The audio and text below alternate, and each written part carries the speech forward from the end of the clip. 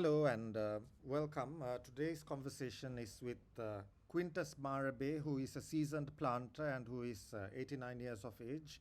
And today we are sitting at, at the garden of his beautiful estate bungalow at Gampala. And we're going to be discussing the plantation sector and history of Sri Lankan agriculture in that context, and with a little bit of wildlife. And we're just going to probably have two conversations. So this is the first. So Mr. Marambe has been educated in agriculture, and he has huge amounts of experience extending all the way from the 50s. So Mr. Marambe, first of all, some of the things I'm saying are derived from a book written by Mary Stewart called Everyday Life in a Cocoa Estate. She starts off by talking about the different ranks. So maybe we'll just start by talking about the different ranks. So you got the visiting agent, Periadore, the Sinedore, Apu, Podian, Kangani. Yeah. So maybe we can talk a little bit about what these words are. Yes. Now, the word visiting agent was actually the time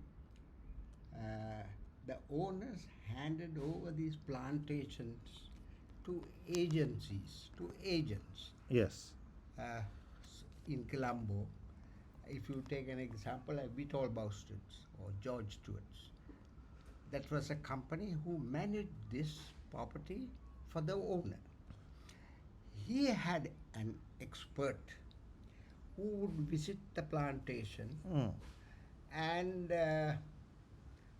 was able to make a report of the do's and don'ts. He sends a report about the plantation, how it is faring. That was the job of a visiting agent. And the superintendent or the Periadore, Peria in Tamil is the big man. SD is the Sinadore, small man who worked under the superintendent. Further, what are the others? Well, this is probably more like a domestic setting. You've got the Apu, the Podian, the Kangani. Yes. Now, we'll come to the next stage of a Kankani, who managed a set of, a gang of laborers together, like the pluckers, which number about 20 to 25. He has to personally supervise the working of these people because tea is a handmade job. The plucking has to be done very carefully, the picking and preserving the bush for the next pluck. That is the job of the Kankani. He is 100% made responsible for this job. Then we have we are talking about the Kangani. Then what are the other? Apu and Podian. Apu and the Podian belong to the bungalow. The bungalow is the residence of the superintendent. They have given you allowance. They were later called indoor and outdoor allowances. Maybe serving was another job, but they had to also look after these properties. The indoor laborer looked after the indoors because it's company property. Outdoors, the garden also had to be maintained and kept, manicured and kept. That was the job of the outdoor labor. And the Podian in Tamil is a young man who assists the head helper. He is the helper of the Apu. Apu inevitably serves the meals. He had the connection between the kitchen and the front of the bungalow. Yes. He was responsible for the working of the bungalow. He was kept responsible for the working of the bungalow. Now, can I ask you, in this kind of rough ranking system connected with estates, were you ever a Periadore or were you generally a Sinadore? Well, first, the starting point is that of the creeper. Creeper. Yes, that is the person who learned work Mm. under the Periadoro in his own bungalow. Mm. He was recruited, he was given a training, even to the detail of using the fork and spoon. How to lay where do you lay your fork on, whether it's on the left or the right, Mm. then your dessert spoon. Mm. So the creeper also had the meals along with the Periadore so that he will copy his style of doing things Yes. or eating, in fact. Yes, yes, right? yes. Uh, Now the word creeper also needs a little explanation. Now a creeper in the 1980s when tea was grown for the first time in Sri Lanka after the introduction of tea, that is the death of coffee by a pest. Tea came in We are its place. talking about 1880s now. 1880s. Yes, yes. The lie of the land. Tea was grown exceptionally in the hill country, Mm. where the gradients were fairly steep. It was not roaded Mm. as it is today. There were no transport systems. People were, even the Periadore had to do a lot of walking. There was no all that comfort. Mm. The word creeper was used because at the onset they had to creep, Yes. hanging on to, and make make your way up. Yes. So that is how the word creeper came into. Mm. Today it's very much what do you say, glorified word, creeper. Mm. But actually it was a tough job going from place to place in these steep areas. Creeper. Then after a successful period of time, the creeper is made an assistant to the Periadore, who worked under his instructions. Mm. He has to report early at muster, where labor allocations are made. That was chiefly the job of the assistant in the presence of the field officer or they called him the conductor. Mm. Conductor. Mm. Conductor worked on the instructions of the SD, and you were virtually, it was very necessary your presence at 6 in the morning to do the allocation of labor to different parts for the program arranged. Then what was your next?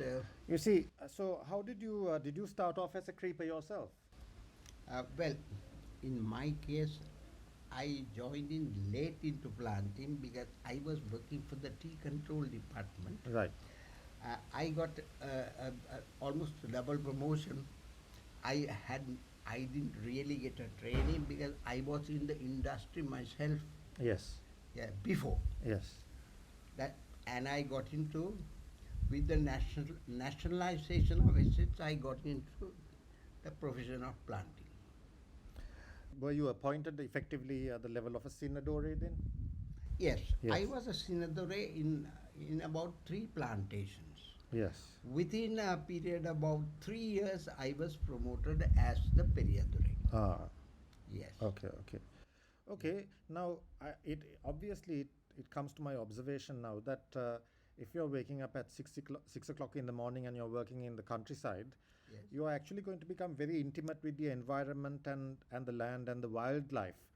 So Yes. actually planters had a lot of exposure to agriculture and to wildlife, and you had to deal actively with wildlife and the environment, including the climate. So this is actually a job that involved some kind of intimacy with the environment. Definitely. if I say today, we are not paying enough attention to, especially I'll start with something called soil conservation. That is a very important aspect of agriculture for countries like Sri Lanka, where we have rain right throughout the months, fed by monsoonal rains and intermonsoonal rains. Yes. The topsoil is the most important ingredient in this matter. Yes. So we had now, when we started planting, first is the conservation of the soil is of utmost importance. The next in line, what was your question?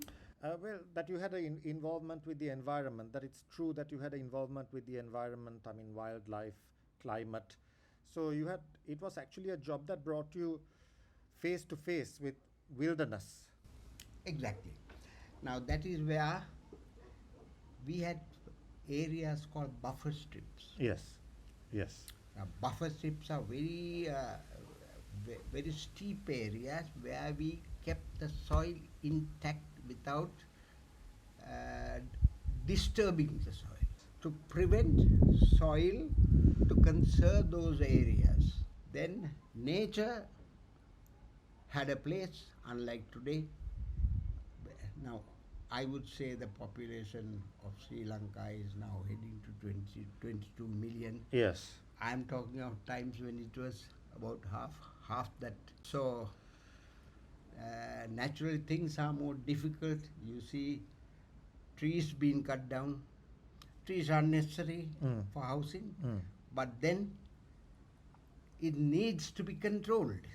What needs to be controlled, trees or the cutting of trees? Well, cutting of trees, now I visited my son-in-law's property where he is the Periyadure.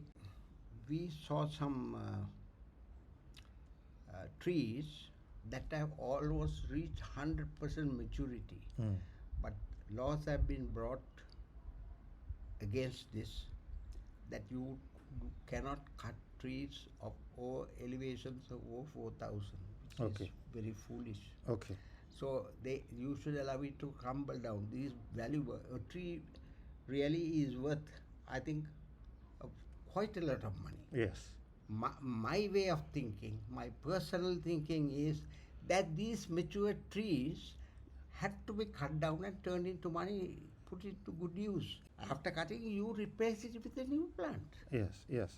Yeah. Okay, so let's get back to a general topic now. Yes. Now, agriculture has always been part of the Sri Lankan economy. Yes. You had at the bottom, well, at a kind of basal level, you had rice cultivation leading up to all kinds of trade. Now, Sri Lanka had a vigorous, this is just my perspective, Sri Lanka had a vigorous trade with the rest of the world until the Portuguese cut it off and started monopolizing it from the 16th century. Yeah. But from a very long time historically, we have been exporters of vital crops that most of the northern countries needed desperately because of the nature of their climate. I mean, in places like Europe, for 6 months of the year, you might have cold and nothing very much growing. So little by little, they wanted access to things like sugar and spices and things like that. So we have always been exporters of things like cinnamon, cardamom, cloves, nutmeg, pepper, limes, pomelo, possibly coconut, and then only later did the major plantation crops take over. Yeah. Do you have anything to say about some of these original crops and the plant? I mean, first of all, they were harvested from the rainforests. Later on, they had plantations for some of these cinnamon and cardamom. You're talking of the indigenous. Yes, most of them were indigenous, weren't they? Yeah. Most of them were indigenous, but once the Europeans acquired a taste for these things, and not These just are the all Europeans. forgotten now. Yeah, but they are still cultivated, aren't they? These spices. Spices are still exported. Yes. All Now, the- for example, we have the Goraka Garcinia, Yes, Garcinia Cambogia. Yes. Cambodia. That is supposed to be a very valuable, what do you call it, a minor crop, Yes. health-wise. Yes. But now people have realized and they are paying some attention in preserving. These were done in the past in the Dummassa. Right. Right? A kind of smoking, a kind Smoking. of It's sort of like a, it's a sort of like the smoker that is above the fireplace. So yes, that's the yes, Dummassa. yes, Dummassa. Lot of things were stored in there. Yes, Because we didn't have a refrigerator and all Yes. these comforts of yes, today. yes, But they had a system of preserving it. yes, yes. So obviously, when the Europeans colonized the island, the first priority was these commodities that they desperately wanted, and originally they were supplied by the king to the coastal Europeans. Later on, the Europeans started actually growing some of these crops like coffee and taking up more and more land after the kingdoms were dissolved, Yes. mostly in the 19th century. Yes. And it's only now that fruits are taking over from just plantation crops, things like banana and mango and sourshops, because for so long it was very difficult to export them and keep them fresh. So Yeah. actually Europeans were deprived of the lots of different kinds of fruits until the modern day, when aeroplane travel and maybe Transport. cooling systems have enabled fruits to be exported. Um, Little by little, I think that the most important crops used to be things like Sri Lanka started off with things like coffee and cinchona or cinchona, cinchona, Yeah. coffee and cinchona, and then at a certain point there was tea and cocoa. Things that they were really Yes, interested and then also things like rubber. So I don't. So most of these started coming into the picture in Sri Lanka in the 1850s and 1850s onwards. I think that cocoa came in the 1870s. Tea came in the 1850s. After the coffee started dying off, it's been a very important and of course now talking about fruit, even coconut is now important. Now there, can I Yes. Yeah. pitch in? Yes. Uh, the Singalayas were supposed to be a bit of a lazy type. Right. Yes. Yes. Actually, I'm going to come to that. Yes. Yes. Yes. So, and also they were very proud. Yes.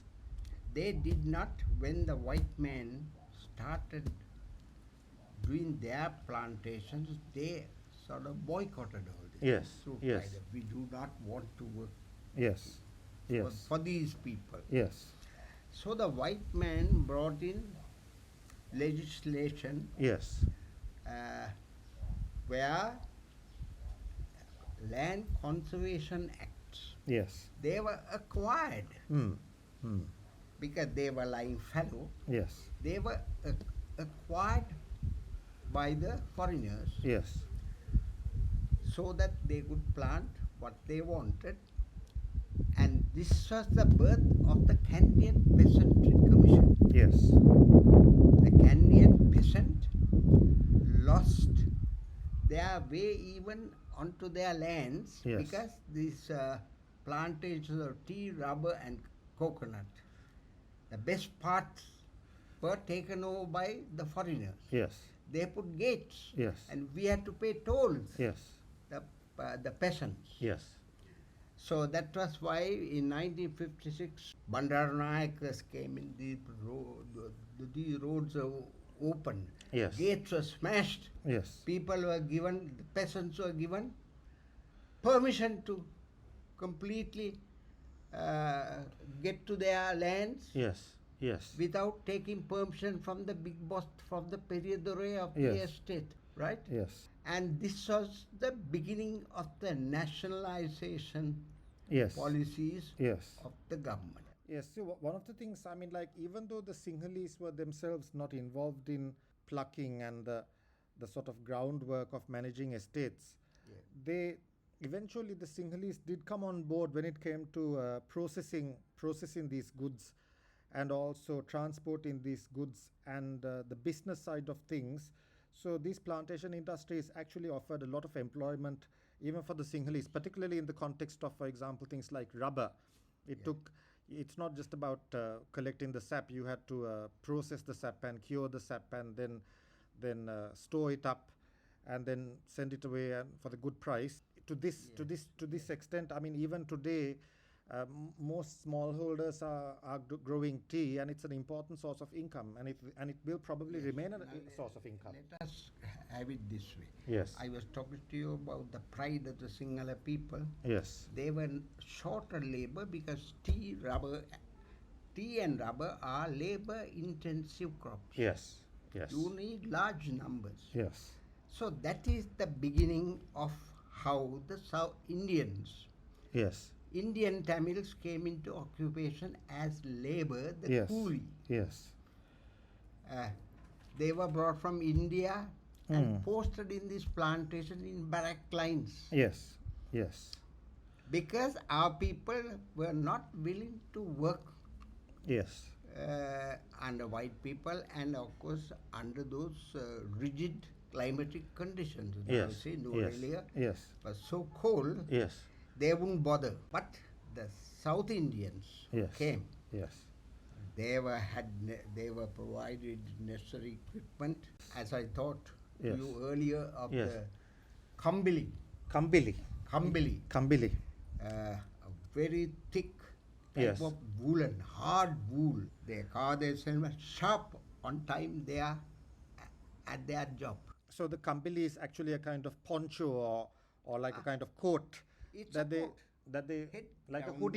hoodie that they used to wear Yeah, for it plantation will work. withstand Yes. cold, rain. Yes.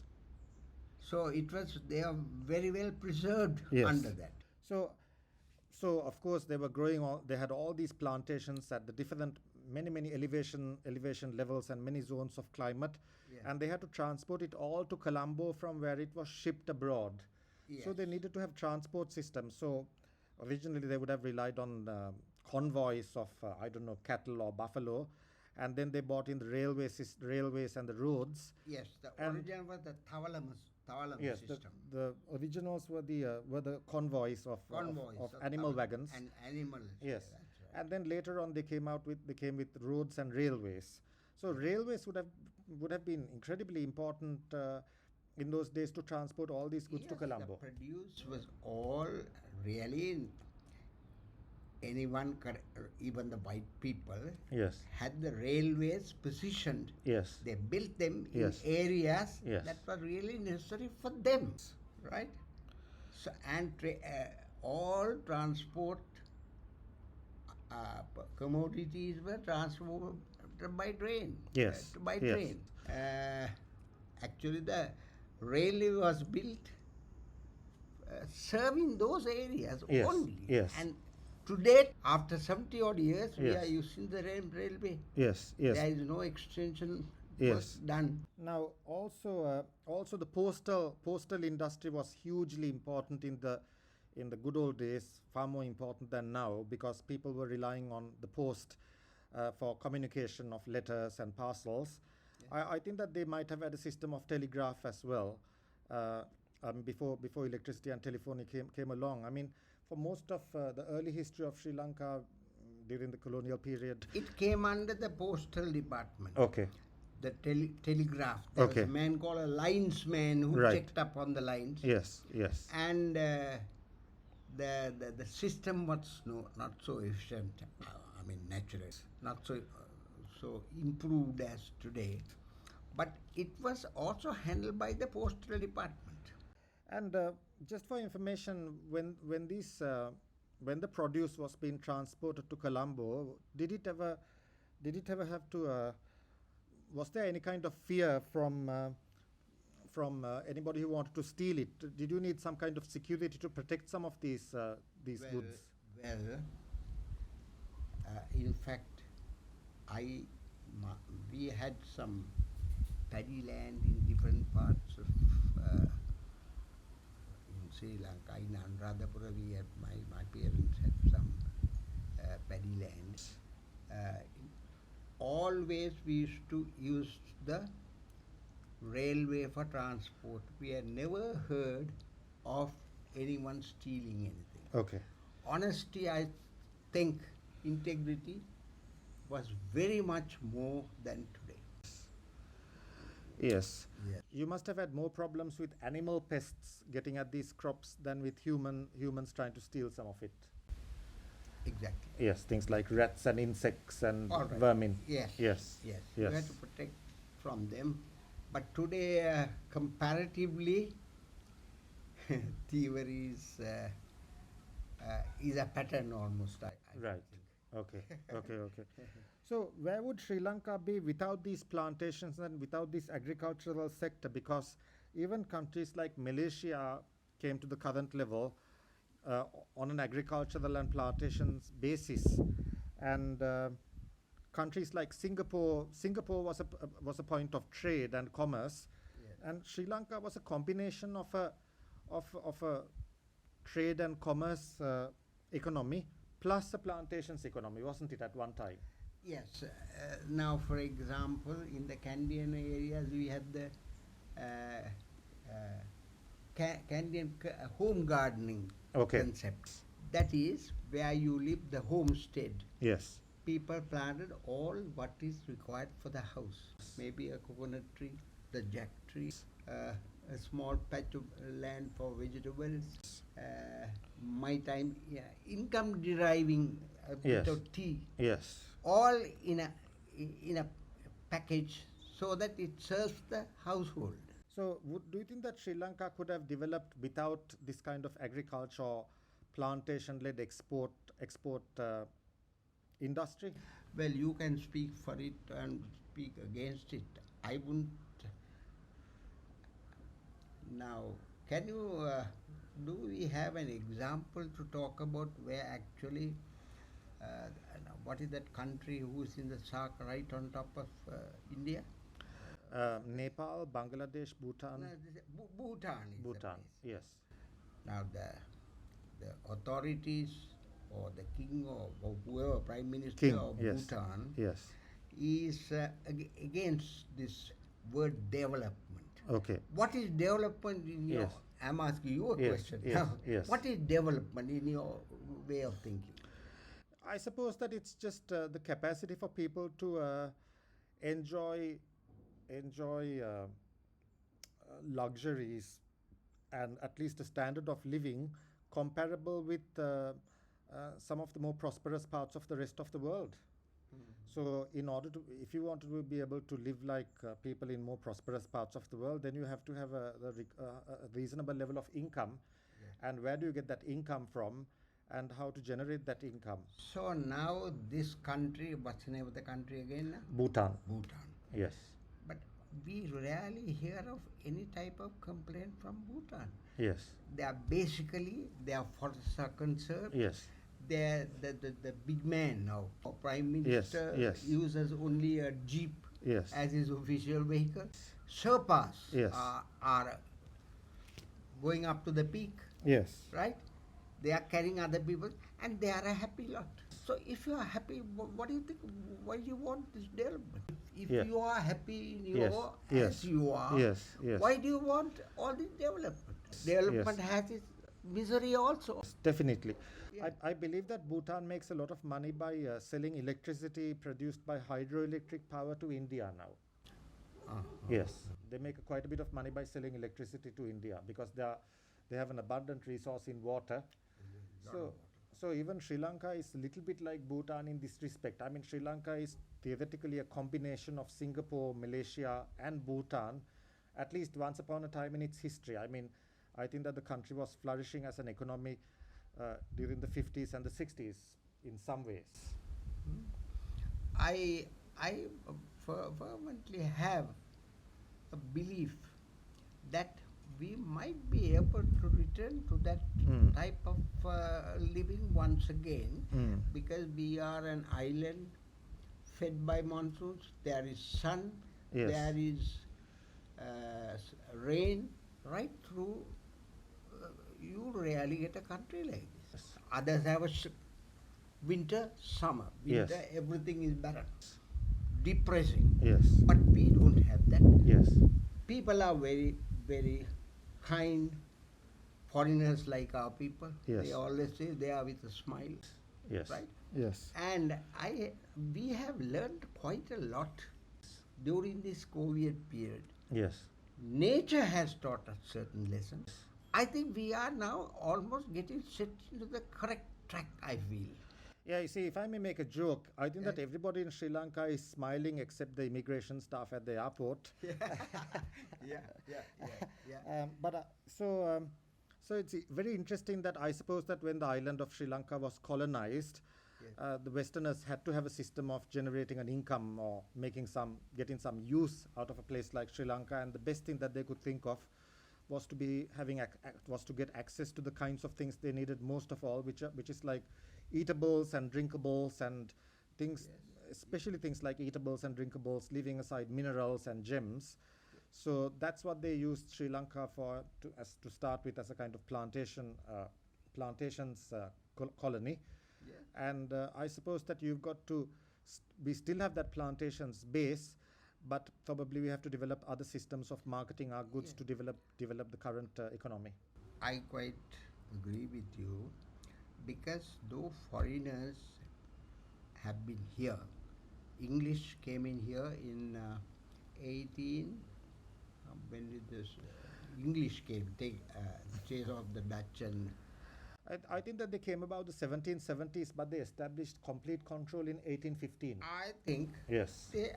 I personally feel they have opened up, and I have a word of good for them. Yes. They set the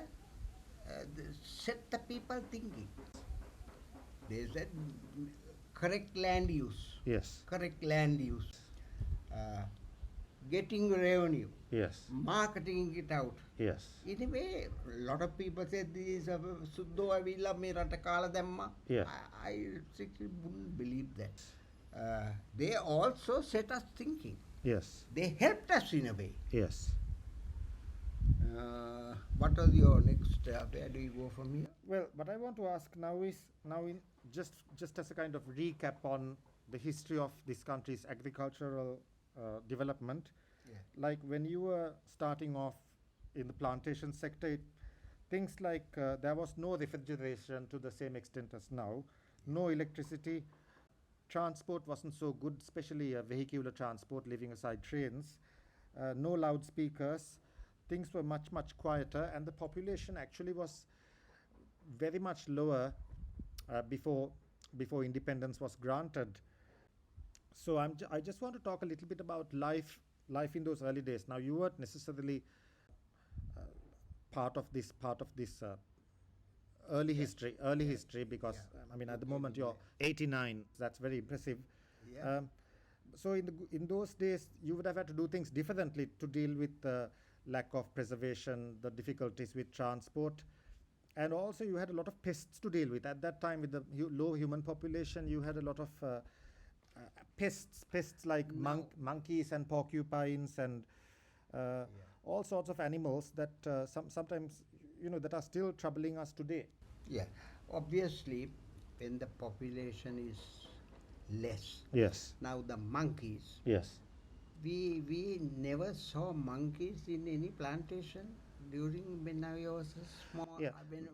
Can I just say here, when we say monkeys, that's a very generalized term. I think that the most damaging kinds of monkeys we now see are macaques. Macaque. Yes. So Yeah. they weren't really part of the Because estates. most probably they were in their area, their food was plenty. Yes. Now they are coming in search of food. Yes. Because I also feel that their territories have been taken over. Yes. Yes. The humans most Yes. probably. Yes. Yes. So it's quite natural that they come in search of food. And also now, actually for cultivation. When I was a young boy, we never used fertilizer. You will be alarmed to hear this. That's all right. You never used fertilizer. Fertilizer. Okay. Yes. Yes. Paddy fields. Yes. Paddy was grown. We were self-sufficient in our paddy. Maybe in the 1940s, Yes. we never imported any rice from outside. Yes. Then how did we manage? Well, Yes. one answer is a lesser population. Other is, in a village, there was a collectivity. In the village, when the day I harvest my paddy crop, you call it the Attangrame. Yes. Attangrame. Okay. Attangrame. Yes. That is, you contribute, you help me. Yes. When it comes to harvesting your thing, Yes. I'm also there. Yes. So Yes. there was a cooperation in a Yes. village, Yes. getting together. And Vanata Kapanava. Mm. Vanata. Vanata. You cut off all these branches, and all the cattle are tethered in the paddy field. Yes. First of all, the stubble. Yes. They eat up the stubble, then Yes. the cow dung. So this is all the nutrition the paddy got. Yes. Yes. So there was a lot of animal manure. Maybe also the chain of cultivation with certain kinds of land being fallow for a long time. The particular village we lived in, I could see soon after the crops were harvested, it was full of buffaloes. Yes. Then they start plowing the land Yes. and lead these animals to the forest. Galludata. Yes. Now, Peacock Hill is a Yes. place infested with wild buffalo. Yes. Today, that is the remains of those, most probably that buffaloes. Yes. So during the crop is on, they are somewhere else. Yes. The gates are open, they are led in, Yes. and they are branded. Yes. You know, they Yes. brand your Yes. name. Yes. Now, if it is Punchi Banda, Yes. Pu, Ba, Yeah. so that you can identify. Yes. There's a branding, heated iron. So that's how the cultivation was done. Then where did I stop now? Where were we going? Let's see. Well, I just wanted to. I think we are talking about how we managed agriculture. Now, at that time, animal transport was also very important. So, you had buffaloes pulling carts, Yeah. and also probably had some elephants also involved in transport, or at least clearing the forests. We had a lot of carts. Yes. Barabage. Yes. Barabage is single Yes. drawn Yes. cart. In fact, we have gone to school in a buggy cart, Yes. drawn by a bullock, Yeah. a bull. Yes. And people moved about less. Yes.